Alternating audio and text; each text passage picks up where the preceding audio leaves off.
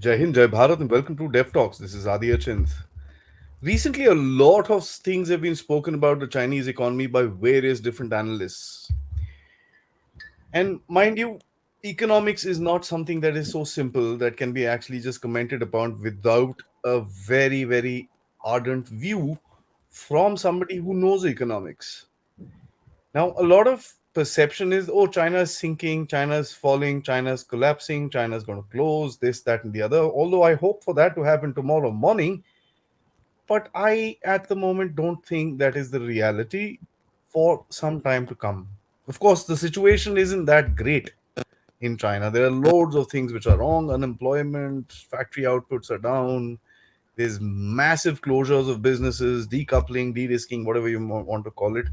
But what I want to find out with Professor Dipankar Sengupta, who's here with me today, I think I respect his views more than quite a bit of people with regards to economics. So thank you, sir, first and foremost, for coming in once again onto Dev Talks and helping us understand the mystery, if I may, of the Chinese economy. Uh, it's a pleasure, Adi, to be on this show. Okay, so if you look at the magnitude of the Chinese economy, it was not possible for China to grow at 8 to 9% to 10% growth rates as it had been growing from the 1980s onwards. Just not possible. You see, as you become larger and larger, your growth rates will tend to moderate, and we've Mhm. seen the moderation trend in the Chinese economy occurring for quite some time now. You see, early on, it was an export driven economy. It was small compared to the rest of the world, and it did two things. One, it piggybacked back on global growth, especially growth in the Western countries. And secondly, it also displaced a lot of countries with its export performance. Okay, so when you are a small economy, you can do that. And from 2006 onwards, if you look at the trade to export GDP of China, it starts to decline from it's the highest, which was easily 60% thereabouts, and now it's basically come down to 37 or 38%. Of course, so the question is that's natural. And with this tempering down of this trade GDP ratio, growth rates in a sense is also tempered down. But what we're talking about is something more serious. I mean, collapse is something, is not a word we should use with respect to China. There has been a cooling of the Chinese economy, a certain stalling of the Chinese economy. Okay. Now, why has it happened? A, global growth conditions. We thought we would recover after COVID, and the Ukrainian war put an end to, put paid to many such hopes, and as a result of which, global growth, in a sense, has not yet picked up, especially Western Europe and the United States, where Mhm. the primary targets of Chinese exports. So, number one. Number two, as I said, as I alluded to your show earlier, domestic domestic sources of growth and domestic sources of demand have to, in a sense, substitute for external sources of demand. Yeah. Yeah. And here China, in a sense, has failed. If you look at domestic composition of China as respect with respect to its GDP, the ratio remains very, very modest. Why has this happened? One is basically incomes in China have become fantastically skewed. Inequality in China. China used to be the paradigm of equality when Mao died. It is today crazily unequal. Unequal. So, wage growth in China has been fairly modest. And if people do not have incomes, they can't spend. And if they can't spend, then your export growth machine may keep on growing. But unless that translates into income growth for the masses of your people, domestic source of demand will never be able to substitute that external source of demand. And I believe that is what has happened with respect to the Chinese economy. Now, what about investment? Look, investment in a sense occurs because you expect the economy to grow. True. Now, with export stalling, domestic consumption not rising, investment sentiment is also affected. So, there's no investment, growth in invest demand in a sense is affected, exports are affected, personal consumption is not growing. So I'm not surprised that you are seeing the stalling of the Chinese economy. It was 2.2% growth in the last quarter, it's 0.8 in this particular quarter. Yeah. As a matter of fact, they're twisting it across to show 6.5% year on year. And that's Okay. the fun part of it. Yeah, this is something economies do, and especially Xi Jinping, Mm, whose regime has to show success all the time. He all the has to time. do it even more because you see, Absolutely. he has been singularly inept in managing the economy at a time when he has usurped more and more power. So this increase in power has gone in hand with mismanaging of the economy, and therefore you have to try all these particular stunts to show, look, you've been actually growing. So, Indeed. So I want to talk about the export part of it because, like you've also elucidated very clearly, that China is basically an export economy. They had the extra amount of production capacity, which they had developed during their times of modernization, if I may, and they didn't know what to do with it. Open out, sell it out. I mean, that's the basic thing with regards to the BRI as well. You had the extra construction capacity, which you basically sent out, and you kept your industry going. right. With the global slowdown today, and of course, an alternative search with regards to China. A lot of companies have walked out of China. Apple is one of the biggest ones, Samsung, many such companies have gone out. The export demand of China has actually come down. That tells you two things. One, of course, the money coming in, the inward remittances are much lower. And two, your capacity to actually meet for your projected expenses is going to be much lesser. Now, what do? You either dig into Look, your resources that you have, your reserves that you have, or you kind of just stagflate, which is where I see your comments on this, sir. look, stagflation is, they don't have to. For Sir. example, there is no shortage in China. You have excess capacity. There's this particular figure, capital stock per person. This graph came out, and China is way above everybody else. So capital or machines per worker in China is very, very high. This Yeah. is the kind of, you can argue, over investment that has taken place. There is excess capacity in China. Now, there is excess capacity. Global demand is not rising high enough to basically use this particular excess capacity. So, if you have excess capacity and no demand, why should investors invest? And that's a serious problem. Yeah. So the question is, capacities are not a problem. The question is, how do you revive growth? Now, I have said one of the ways to revive growth, in a sense, is to have a policy where incomes rise. You basically transfer incomes. The government, for some reason, is not doing it. Okay, for whatever reasons, it's not doing it. Funny thing, you call yourself a communist country, socialist country, and you're basically doing nothing to redistribute economy and ensure that adequate purchasing power basically goes to the poorer parts of your people. That's not happening. Hmm. That, now, why are the companies exiting China? If you look at those companies which you named, Apple, Samsung, these are high technology companies. Yeah. What do they have that China does not have? They have technology. And when it comes to technology, Chinese companies, with the help of the Chinese government, have been extremely unscrupulous. They basically, they are a signatory to the WTO, but nothing stops them from stealing your technology. Now, if you look at a company like Apple and a company like Samsung, they don't compete on the basis of cost. They compete on the basis of technology. They basically, their products are upper niche products, and they may be easy to duplicate, but because intellectual property rights and IPR laws prevent legal players from stealing the technology, they have that particular niche market for themselves. Now come to Hmm. China. You basically start producing, and a Chinese company looks at it, starts copying it and producing it. What do? You can do squat, you can complain, and you can do squat. Even if the WTO rules against you, there's precious little that Korea can do vis-a-vis China. Yeah, So under absolutely. those circumstances, it's best not to operate in China at all, operate in the rest of the world.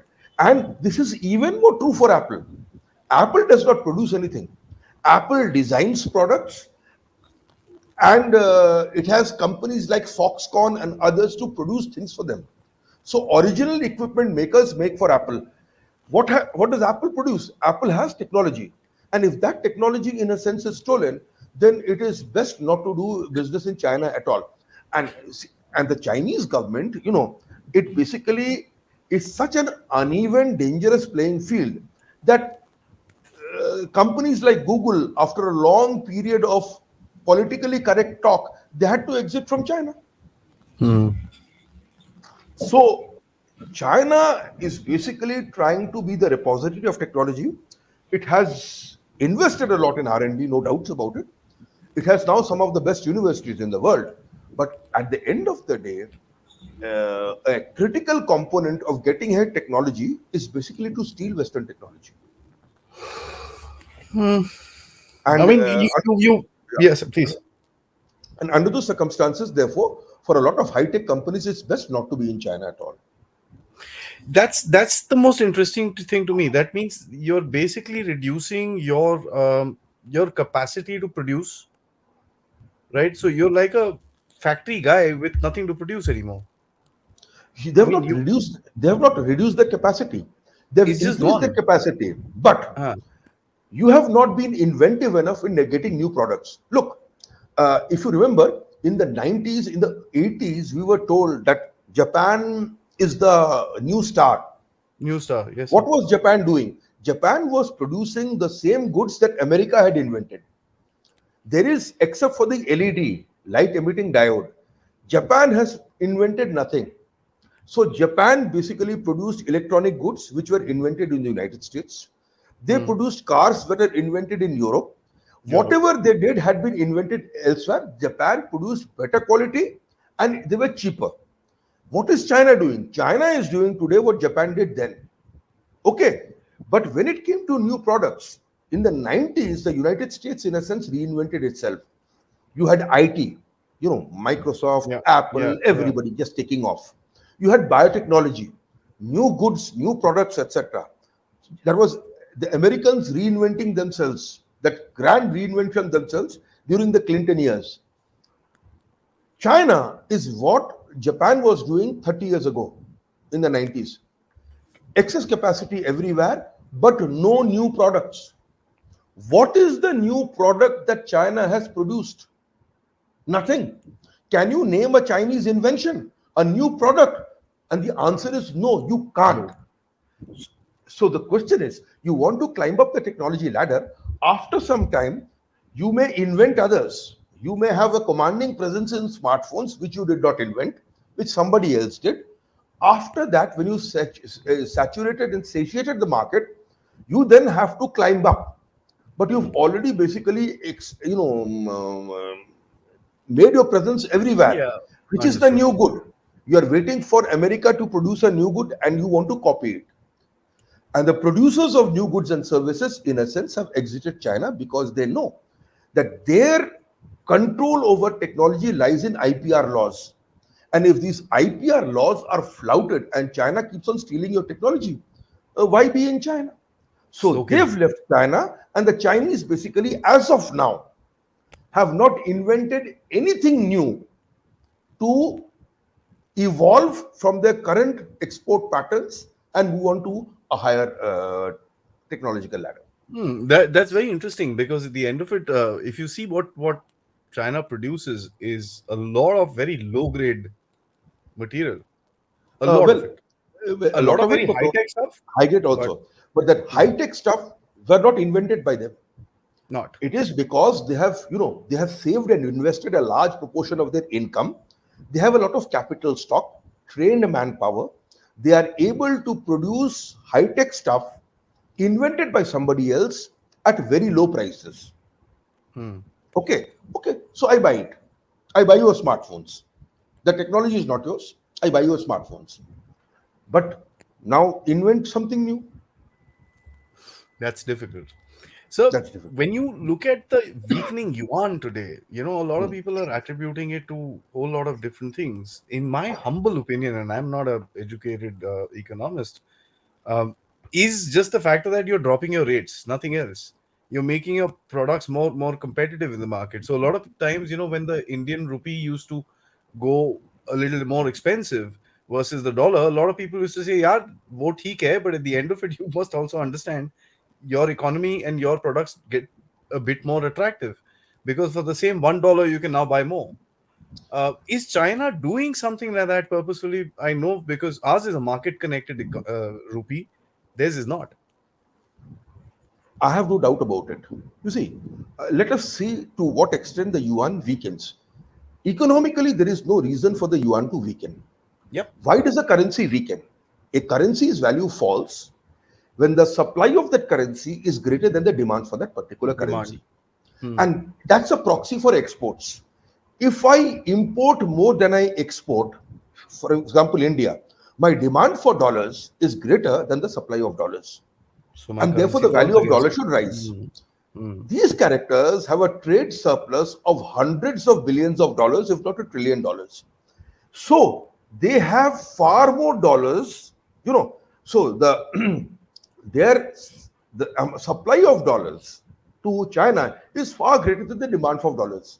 So there is no reason for the Chinese yuan to fall. Now, the Chinese yuan had fallen before. One of the reasons that led to the East Asian crisis in 97 was in Hmm. 96, the Chinese had deliberately devalued the yuan to boost their exports. That's it. At least then it was considered to be a logical tool to boost exports. So Southeast Asia, in a sense, suffered from a dip in their exports, and that led to a chain of events which led to the Southeast Asian financial crisis. Okay, so there is a precedence for this. The precedence for this is 1996 when the yuan was devalued, and if they are devaluing it now, it shows that they are basically using every trick in the book, in a sense, to revive the particular economy. When you talk about lowering factory output, sir, right, which is what Hmm. we are seeing in China, that the Yeah. factory output has slowed down by, I mean, I think it was in the month of June by 6%. It had gone down over May, and that's Hmm. over the previous month. So it's been a series of reductions. A lot of people attributed it to COVID, this, that, and the others. There were loads of reasoning. But post January, China was supposed to have opened up. Uh, there are two factors that I look at it. So one is China didn't open up because the fuel prices remained the same. The crude oil prices remained the same. If China would have opened up fully, the demand of oil would have increased and the prices would have increased, considering that OPEC was cutting down the production. That's point one. Point two is it also results in unemployment, which we see in China is 22% for the youth, the Hmm. working youth, 18 to 30 sort of an age. Now, these are two factors which are very interesting because for a homogeneous sort of a society that the Chinese claim themselves to be, a large scale unemployed population is a ticking time bomb. How do you see these two, three things together, sir? Okay, you see, when the rest of the world had shut down with COVID, the Chinese had claimed that they'd taken care of that particular problem. Huh. We knew long after COVID incidents in India, especially after the second wave was going down, China was hit, and it was hit in the industrial centers with a lot of COVID, and they Yep. imposed a shutdown. And that time the worry was that given the centrality of China in the world's production networks, everybody else would suffer. So it's quite possible that some of that fall in output was not as a result of falling global demand, it was a result of Chinese policy to contain COVID. You see, Hmm. our problem is China does not announce what it is doing with respect to COVID, and our journalists and the news media does not try to find out what China is actually doing. Yep. And companies like Bloomberg, in a sense, are practically beholden and sold to China. This is the tragedy that India basically gets hammered for a lot of reasons because we are open and transparent. And by Yep. the way, on COVID, many things that we have done, we have been proved to be absolutely right. China has been proved to be absolutely wrong, but there's no coverage. So the fluctuations in Chinese factory output that took place then could have been due to the manner in which the Chinese government was trying to manage COVID. They were basically completely sealing it, Hmm. unannounced sealing, unhidden from the rest of the world, etc. So it's quite likely that that was one of the reasons. But right now, tapering global demand has hit Indian exports also, and we Yep. are far less dependent on exports, than the Chinese. Our exports is basically, pretty modest.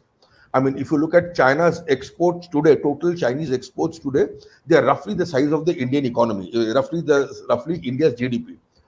It would hit them even more. It would hit them even more.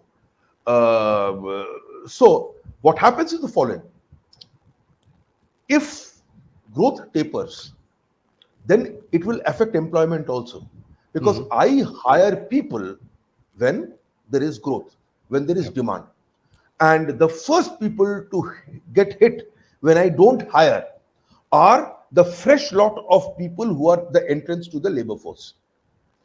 This would be the persons who are leaving college. Okay, and I will say this: even a 22% employment rate, and I think it's a short term employment rate, is, I will say, not bad.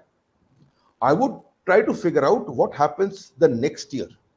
Okay, Ah, if if this continues, there will be a problem, except for one thing: the Chinese state has sufficient control over its companies to tell them, you have to hire people come what may. Even if you have a bit of excess workforce, it doesn't really matter. Hire people.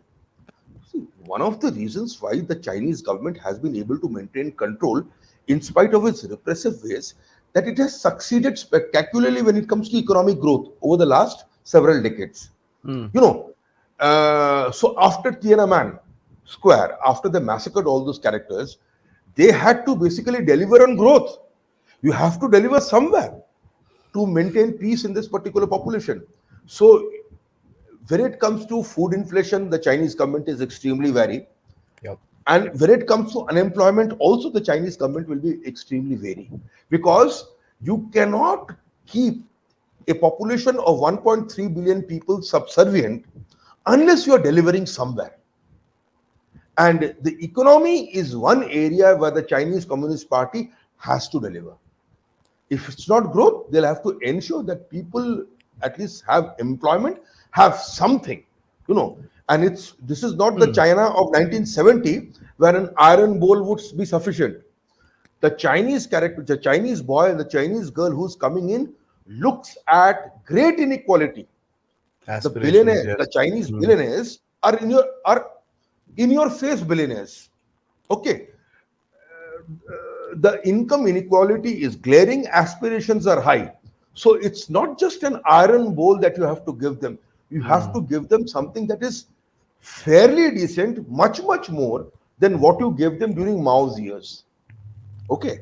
As to the government will be able to that, I'm not too sure, but they will certainly try. So just a counter argument to this for a short comment, sir, because I mean, I've been doing a lot of study on the psychology of China, how China actually thinks. One of the interesting things that I found was when you turn 35, you become like waste. They don't hire you because you can't work anymore. As a matter of fact, women that have not been married till 35, they become waste women, and that's the term that they use. Uh, Today we see a lot of this graduates being repurposed into agriculture because the Chinese are a little worried about food security, as you very clearly mentioned. Now, how does this thing work? You're putting across PhDs or whatever, masters in various science or whatever it is into the field. The guy has probably not been outside Beijing. You're throwing him into a field, as you said, forced employment. So how does this actually sustain an economy which is trying to kind of juggle around and get to something? What is the Okay, plan when you do stuff like there this, are, there are two ways to look at it.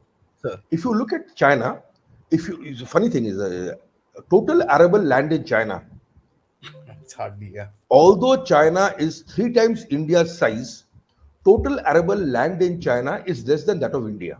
Yeah. We've been, God has been kind to us. Kind, yes, sir. Now the question is, how do you turn this arable land? Much of it does not have water. Much of it does is not particularly fertile. How do you turn it around? And you require high-tech solutions for that. So a normal farmer will not be able to do it, although when it comes to participatory efforts, the Chinese government has claims to have done a lot. One of the things that you will see on the internet and Chinese propaganda is the lowest plateau, where a plateau that had been denuded by erosion and environmental degradation has been restored. Then the Chinese will talk about how they have been able to turn around land in Xinjiang, cold deserts, etc., into arable land.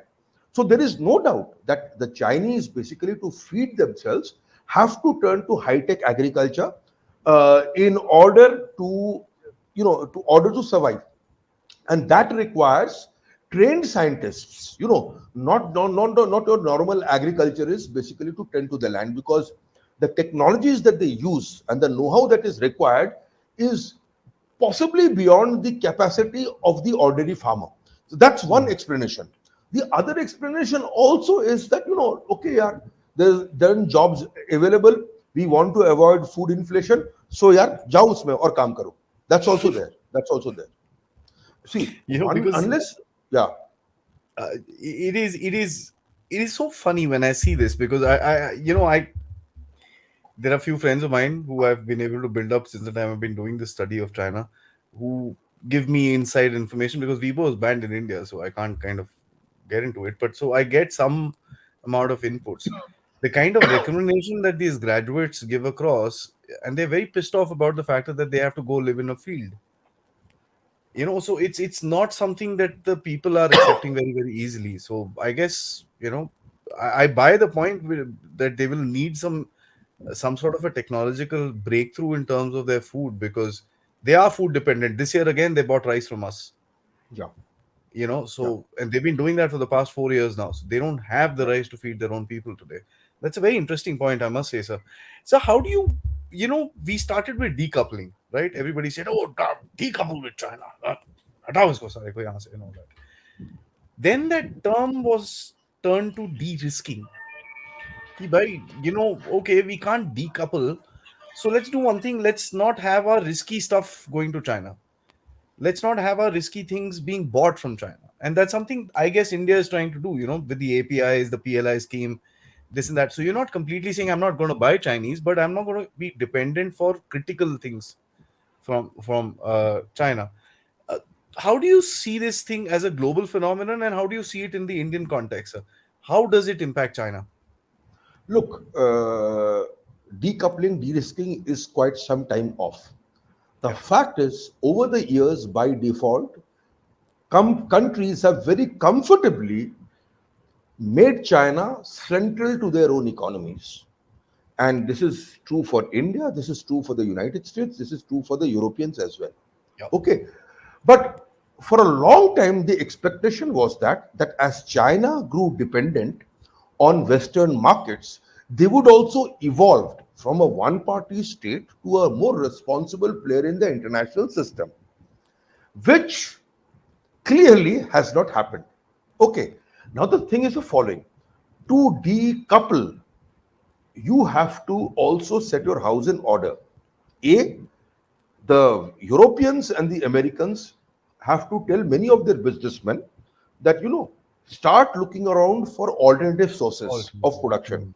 Hmm. Hmm. So, and the third world countries, developing countries, also have to step up. Yeah. Vietnam, in a sense, has stepped up, and Vietnam has been the beneficiary where electronics is concerned. Hmm. The Bangladeshis also have stepped up, and to some extent, they also have been beneficiaries when it comes to apparel. India is only now making that effort, in a sense, to step up.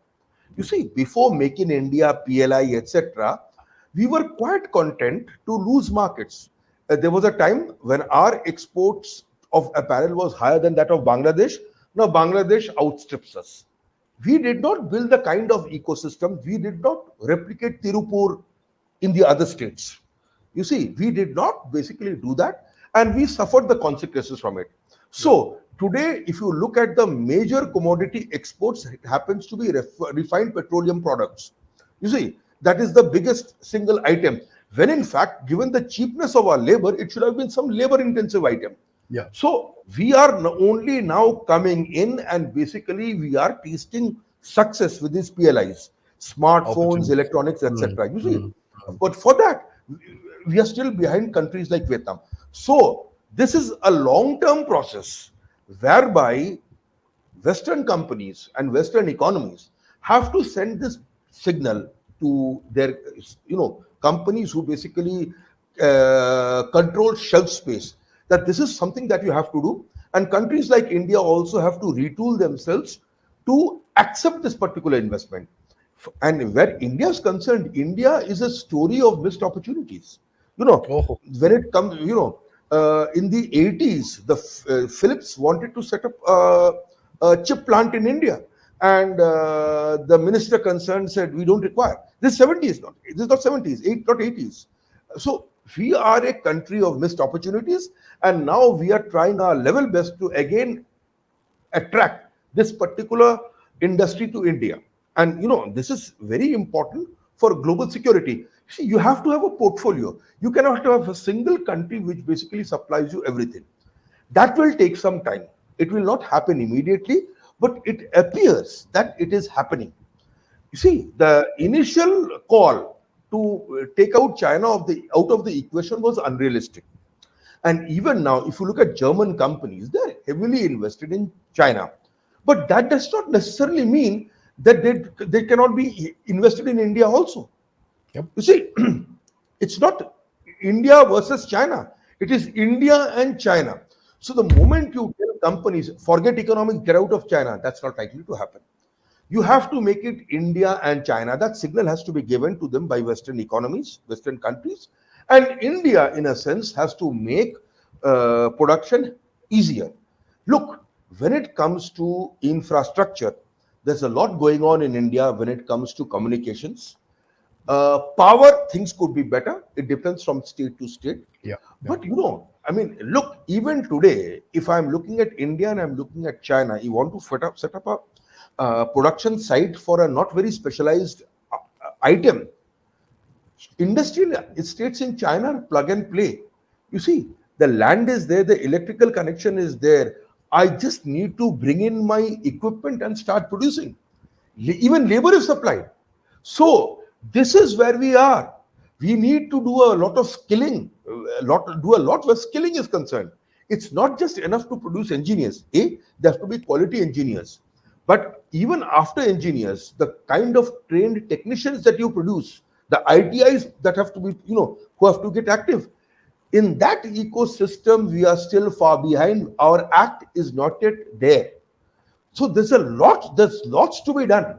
But the thing is the Absolutely. following: to start doing it today, and 4 5 years down the line, you never know what happens. Mhm. After all, 5 to 6 years ago, where was Vietnam where electronics was concerned? Nope. Nowhere. So these things have a tendency to be dramatic. The change can be dramatic, but then you act today.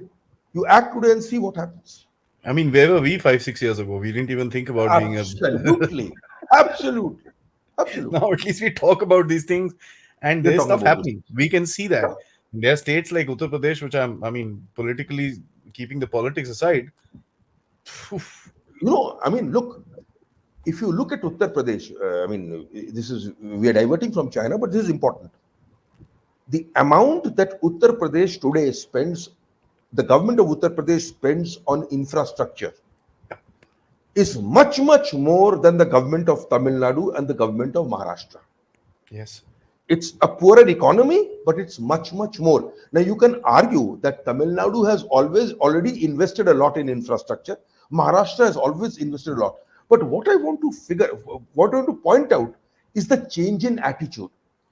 One never associated Uttar Pradesh with this kind of infrastructure. In hmm, COVID, it became clear that when it came to fulfillment of these infrastructural projects, Uttar Pradesh was way ahead than all the states. yeah, And that attitude continues. I think if we do a turnaround in Uttar Pradesh, then 1/6 of India or 1/5 of India does a turnaround. hmm, And that, you know, you cannot it's mind-boggling, uh, sir. overestimate the impact of that. Yeah, it's Uttar mind-boggling. Pradesh, Uttar Pradesh seems to have a strategy. They're talking about one district, one product. So there's a strategy also involved in whatever they're doing. So let us see. See, at the end of the day, it's not just government of India. It's also the state governments which have to basically, step up. Some state governments are doing it. Some state governments haven't got their act together yet. I think that is a serious problem. Absolutely, with the industrial parks, there's that. I mean, it's amazing. It's a great example. So I want to talk about ideology. I think a lot of people, like, the discussion that we've had is on semantics right now. It's on ground level semantics. It's on industrial. It's on this and that and the other. China is all about ideology, and that's something that we forget, because one of the biggest things in China is straight party control. Now we see, because of that ideology, a lot of these industrialists have been shunned down. The private industry has now become a curse rather than a boon. The way that the top end of China has been sliced open, you see examples like Jack Ma, multiple examples, Alibaba, Ant Group, multiple examples that have been kind of cut down, which, see, China developed because of its private entrepreneurship at the end of it.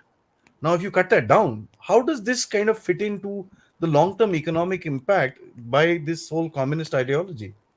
Look, let me qualify that. It's not ideology. It's basically the Chinese Communist Party's manifest desire to hold on to power and to crush all Hmm. alternative power sources. That is the main thing. I mean, what ideology? It's not that as if they're imposing communism. Let them nationalize everything. They're not nationalizing everything. What they want, in a sense, is power without responsibility. And therefore, you have increasing state control.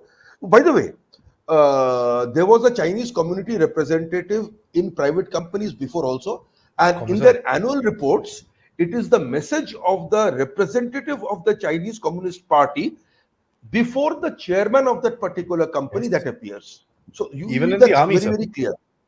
Even in the Even in army. the army, even in the army, the political commissars are important. So that was already there.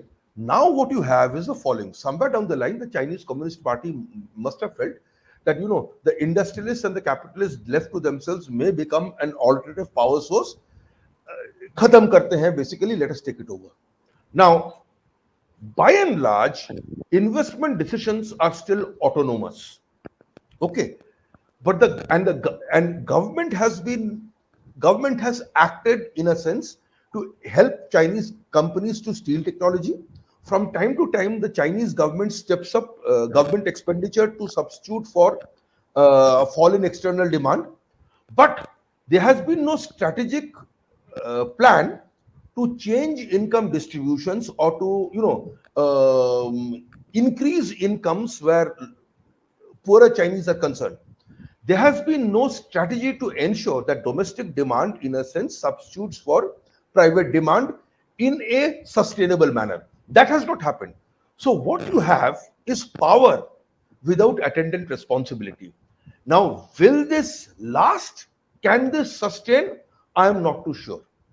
And as the Chinese economy slow down, if this happens for a continued period of time, and as employment opportunities start to dry up, it would be interesting to see how the Chinese government actually tackles this tackles this. Look, the same Chinese government, the Communist Party, which used to be hegemonic extremely, had to give up power so as to let the economy to grow. They didn't want to give up power, by the way. Even after the death of Mao Zedong, as late as 1981, the Chinese Communist Central Committee were condemning efforts by people to bring in private sector. Yeah. And the southern provinces, in a sense, had practically gone over to capitalism. It was then the town and village enterprises which basically, and the farmers that led the charge. There's a saying in China: the emperor is the mountains are high and the emperor is far away. That was true in the 1980s. But It's true even now, today, sir. it is an all seeing Chinese state which sees everything. And therefore, renegade provinces, acting against government policy to do something that is right is not a possibility any longer. So, there was a corrective system. Then, loose controls and then the southern provinces doing what they wanted. Where is the corrective system today in China? It does Yeah, not exist. yeah. It's an Deng all Xiaoping's powerful state. Yeah. Deng Xiaoping's famous statements, hide your strength, bide Yes. your time. And by I the mean, way, that's Deng Xiaoping had to hide his ideology for a long period of time. Even in long time. 1980-81, he was not powerful enough to take on the hardliners.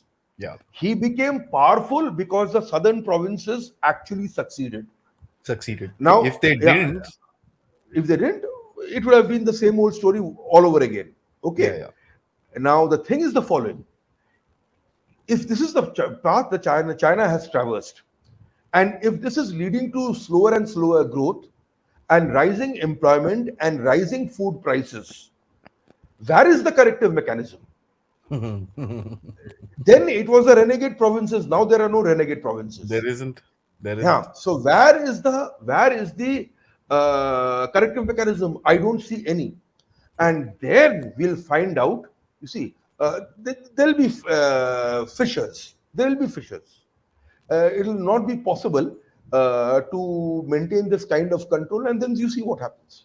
So, so But when as we for look at, ideology is not part of it. It's basically this overriding concern that I have to hold on to power. before I come to geopolitics connected to the economy, I have one last question about inside China. I must say this: this has been a fantastic discussion, a very realistic discussion, because you know what we see. I don't want to name the channel or anything like that. What we saw recently, couple of channels actually. Oh, China's just dump and oh, nahi yaar, I said very, Arey second yaar. largest economy in the world doesn't just go We, down dump. I Doesn't heard the just same nonsense. I heard the same nonsense in 1997 when the Southeast Asian crisis yeah, took yeah, place. yeah. It did, sir. South Korea gaya, Thailand gaya. Yeah. अरे यार nonsense है यार nonsense. They Except they that they were market economies and they were corrective mechanisms. yeah. Here, the corrective mechanism will probably in the form of a palace coup. Okay, you see, just one more thing. So Prior to Xi Jinping, you had Hu Jintao. hmm, And Hu Jintao was seen as somebody who was inefficient, really. And that Jiang Zemin had to step in from time to time, basically, to to correct him. ensure control. Correct. So Xi Jinping's ascent may have been because of Hu Jintao's inefficiencies. He Ineptness, was so huh? inefficient, Hmm. even the Taiwanese would say, "Yaar, we need somebody more efficient in China." Okay. I'm not too sure of the efficiency guy. He's far more dictatorial. Except that if you question his efficiency, you'll go to jail. That's all. So let us see what happens. So today, the Chinese have picked up fights. When from the 80s, 90s, hide your spend, bide your time. Yeah, nahi, nahi, nahi, let's deal. Let's quiet, quiet. Let's calm down. You've got a megalomaniac, as you've kind of very rightly described, who broke his time chart and said, "Yeah, let's do this now. It's now or never. We have Yeah, arrived. Let's do it." That needs something which is defense expenditure, right? And we know of countries that have gone tail up because of overages in defense expenditure. Defense is a very dangerous thing. You need it, but if you overspend, you're done because maintenance costs, this, that, whole lot of things kind of go upside. You've got the internal defense of China, which is the most surveilled country in the world that costs money again. 700 million cameras is what we know of. You've got facial recognition systems, you've got this, that, and the other. Of course, this I personally feel is to keep a amount of social control so that when the economy kind of tanks, you can grab people, throw them into prison and stuff like that. Whatever, it costs money. You've got the external defense, you're trying to pick up a fight with Taiwan, you're sitting on the Indian border, it costs money, right? They've got to get their supply 6,000 miles. Each flight costs money. Your expenditures are going up, up, up, up, up.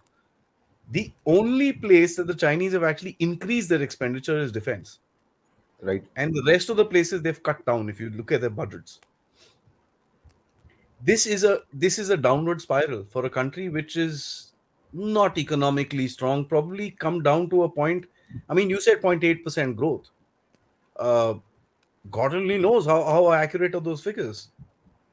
So, how does this work in accordance to the debt that the Chinese have already? The internal debt that they talk about, $1.8 trillion worth of debt. How do you sustain this kind of expenses? Look. Let us face it. Again, let us not be over influenced by the short-term nature of the short-term problems of the Chinese economy. Okay. If the Chinese economy even grows back to 5 to 6% growth, which is a challenge, then defense expenditure will not be a problem. After all, if you look at the GDP, pretty strong, several times that of India. This is a defense expenditure they can manage if they get back to growth. Okay. Now, the $1.8 trillion is actually a fairly modest debt. You look at debt in comparison to GDP, and the Chinese government debt GDP ratio actually is fairly modest. It's another matter whether Chinese companies are concerned. They are overly leveraged. They are overly Mhm. leveraged. So there is a private debt problem, companies debt problem. That's one thing. The Chinese government, on the other, in a sense, I would say, has managed its finances pretty well. Okay. You're talking And about, one of the if I ways may they, say, sorry, you're talking about the federal government or the states, the I'm talking about the federal provincial? government. Ah, I'm talking so about the federal government. what I referred to was the hidden provincial government debt, sir. Okay, even the hidden provincial government debt, if you look at it, it's bad, possibly not alarming. What is Okay. alarming, I'll tell you, is the private debt that the Chinese companies have. Although, given the fact that the Chinese cook their books, I'm not too sure what is the extent of debt of the provincial governments. The only figures that we get to see, YD, the World Bank reports, etc., and what the Chinese government puts up is basically the federal government stuff. Okay. So, Now the question is, that I think defense expenditure is something that they can manage. In any case, one of the premier supporters of Xi Jinping happens to be the PLA. So when you basically sideline so many others, an important prop in your support base happens to be the PLA, you yeah. have to give them the necessary tools to play around with. Okay. Now the thing is the following. Uh, have they peaked too early when it comes to demand? You see, I mean, it is the dream of every Chinese leader to ensure that reunification with Taiwan happens during his or her tenure. Okay, whether this will happen or not is another matter altogether. Now, the question is any leader that is able to show, look, I did this, is will be big. You cannot imagine how important this is for China. Getting back Taiwan, it is a humiliation for the Chinese government to see Taiwan as it exists. You cannot, you know, long years ago, I spoke to some Chinese government officials. There were two sets. One who said that will happen, and the other were impatient it should happen. Today, I believe the impatient ones far outstrip the ones who are patient. And I think that is foolish. So, these this exists. But to a great extent, also, it is basically this quest of power rather than mutual coexistence that is leading to these particular problems. I mean, look, the Middle Kingdom and Heavenly Kingdom is centered around Beijing. How on earth do you pick up a trouble with India on the Xinjiang frontier? If you have not been able to settle this, I mean, this is foolish. Most people in China would not know where the border is. And this is the problem. You see, in that politics, when mutual coexistence is not your goal, you basically want to play politics, you want to keep India off balance. So you prop up China. China does certain things as a result of which you have a problem in Xinjiang.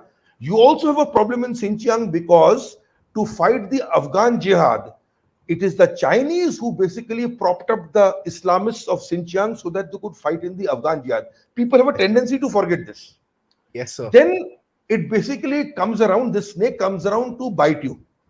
And then you say, oh God, I have a problem in Xinjiang. And then you do things that are mind boggling. And by and large, the Islamic world is pretty comfortable with it. You have some people screaming here and there, but most of the Muslim countries, given the fact that they are dictatorial themselves, are pretty comfortable with Chinese policies in Xinjiang. See, it is this quest of power, not mutual coexistence, that drives China to do these particular things. Now, the Chinese will tell you that, look, we want peace, we want mutual coexistence, but on our terms.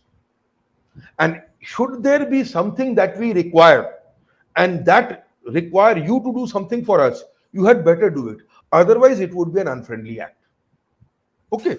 So that is the problem. That is the problem.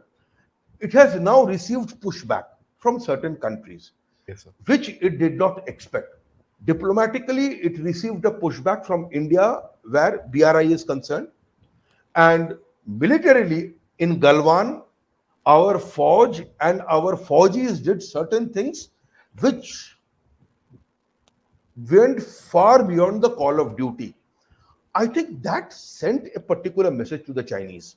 You see, if the Chinese had not been badly hit, if they had come up, they had the upper hand in Galwan, their propaganda channels and propagandists would have been all over the world. They would have been maruing bhangra. Oh, they were in Maruing Bhangra. The fact that something happened in Galwan, which was not what they expected, I think gave them the shock of their lives. Have they been quiet after that? No, they have not been quiet after that. But I have a feeling somewhere down the line, the generals must have told the political commissars, Don't do so this. far and but no further. We have to handle this ourselves. But the fact is, given the amount of prestige that the Chinese have invested in these particular conflicts, the extent to which they can be realistic and pull back is also badly compromised. I don't Classic. expect peace on these Yeah. borders any longer. Classic Thucydides trap, sir. Classic Yes, Thucydides trap. I mean, I must say, absolutely. sir, thank you so much for bringing in this realistic picture. I've been harping saying this on my channel. यार अगर वो जीत जाते ना अभी तक वो तुम्हारे सिर के ऊपर ना भंगड़ा डाल रहे होते because I don't know any Chinese dance, so I'm just going to say bhangra. But Uh, but but Adi, what depresses me is from time to time they have these particular videos sent out, and you have responsible journalists, members of parliament, yeah, yeah. tweeting them and asking the army to provide clarifications. So Come those are called on. useful idiots, na sir. At the end No, of it, this is just not for useful idiots. The falling. problem is that your hate for Modi outstrips your love for Absolutely, India. That absolutely. is stupid. That is stupid. That I mean, it's terrible. I must say, sir. And I take this example. I'll take a minute for this, and I have a last question for you, sir. Finger four, so called, they were there and this and Yeah. that. If you took a satellite picture of those days, they had made a map of China. They had made a map of. They had made a flag. They painted the flag red, so you could see it from the satellite. We are sitting here. When the pullback happened, when the negotiations happened, and they pulled back from there, they had to wipe that off and go. Sir, which country wipes a map of its own and its own flag and goes back? Who won? I mean, come on. You don't want to take it as a victory? Fair enough. But don't call it a loss. I get very emotional about this because you have to be logical about these things. You can't be stupid. And that's what I see around the place. Sir, you had my last question to you is about Janet Yellen. Now, she was the propaganda is that she bowed too many times in front of Xi Jinping, which is respectful. She also came and did this when she came and met Nirmala Sitaraman. That's fine. But I've been told by certain of my friends that she has actually gone and told them, listen, you better get in line. Please understand, we own a lot of your money, your personal money of your CCP leaders, your this and your that. You cross a line, we can do the same to you what we did to the Russians.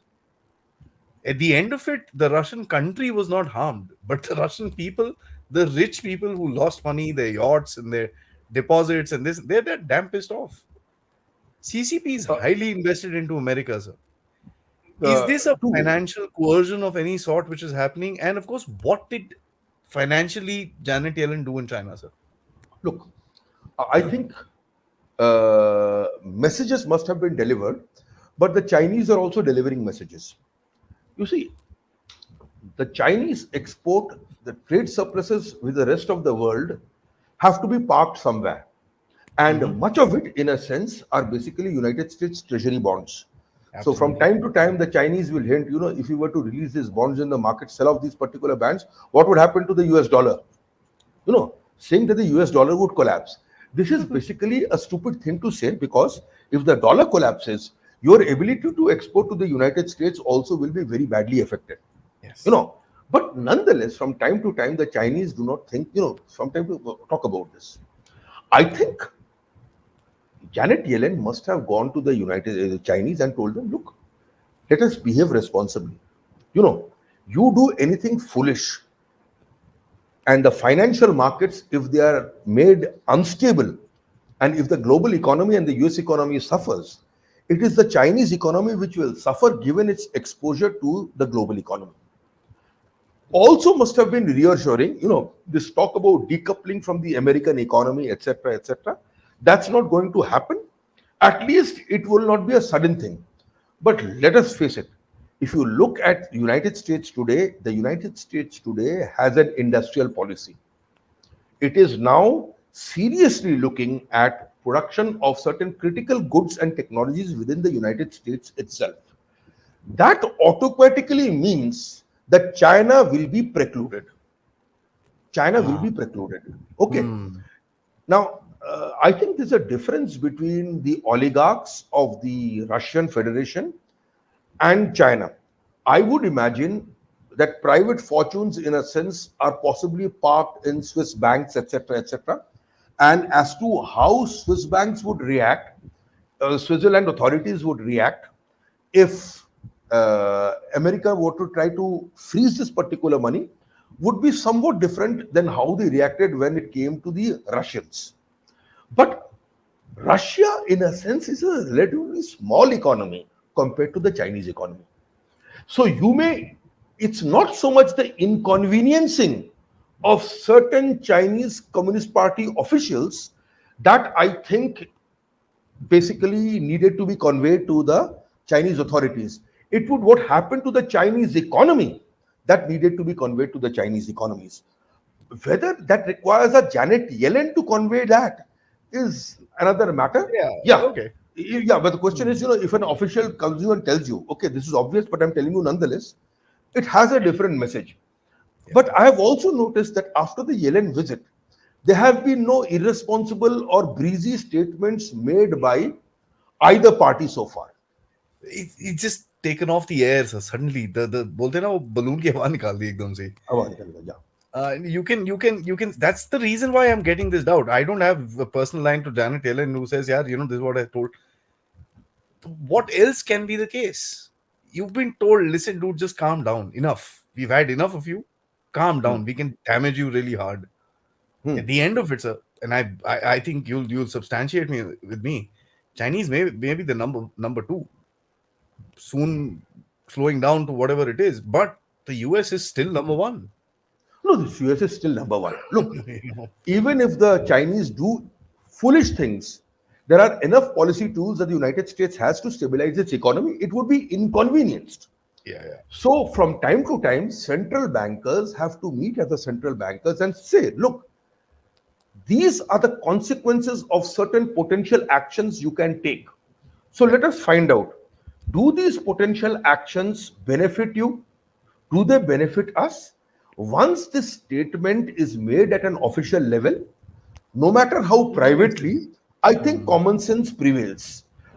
What the Americans would like to convey is, if you do something stupid, we will do something deliberate. You know, If I may, and we'll do something deliberately stupid. yeah, deliberate. So I think message is conveyed.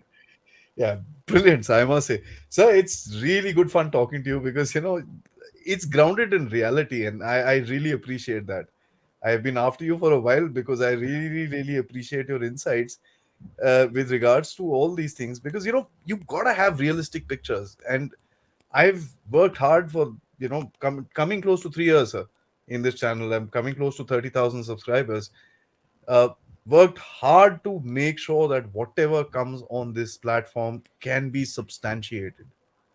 I have, I don't want to put across propaganda. This is not a propaganda channel. This is an actual analysis channel We call out India where it needs to be. We call Yes. out China where it needs to be. Mostly China, of course.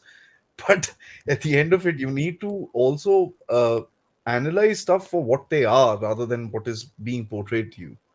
And I congratulate you for your clarity of thought with regards to the economy, and how you've brought about certain aspects that I think are worth further more discussion. And I'm going to disturb you much more often, sir.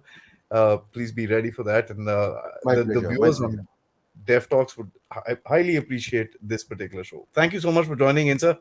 Jai Thank you. Hind and Jai Bharat. Sure.